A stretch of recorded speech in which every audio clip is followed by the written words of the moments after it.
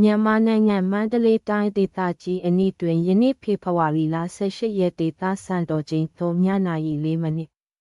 သို့မဟုတ်2016ခုနှစ်ဖေဖော်ဝါရီလ18ရက်2016ခုနှစ်18နာရီ34မိနစ် UTC တို့တွင်ပြင်းအား3.3အဆင့်ရှိငလျင်တစ်ခုလှုပ်ခတ်ခဲ့သည်၎င်း၏3ညတွင် EMSC မှအစီရင်ခံသည့်အတိုင်းငလျင်သည်မြက်တပြင်းအောက်10.3ကီလိုမီတာဖြတိနက်လက်တီတို17.9ခုနှစ်နှင့်လောင်ကြီးကျိုး96.15တို့တွင်တည်ရှိပါသည်ငလျင်ဗေဒပညာရှင်များကအချက်အလက်များကိုပြန်လည်သုံးသပ်ကာ၎င်းတို့၏တွက်ချက်မှုများကို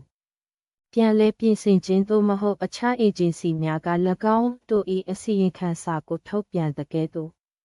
ငလျင်၏ပြင်းအားငလျင်ဗဟိုချက်အတိအကျကိုလာမည့်နာရီအနည်းငယ်အတွင်းသို့မဟုတ်မိနစ်အနည်းငယ်အတွင်းပြန်လည်ပြင်ဆင်နိုင်မည်ဖြစ်သည်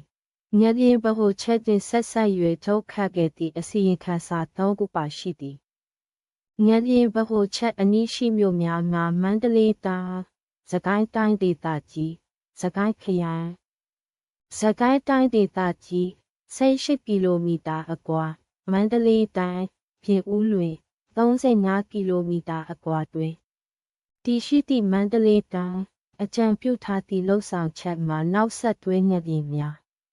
ဖြစ်ပေါ်လာနိုင်သည့်အတွက်သတိရှိရန်ဖြစ်သည်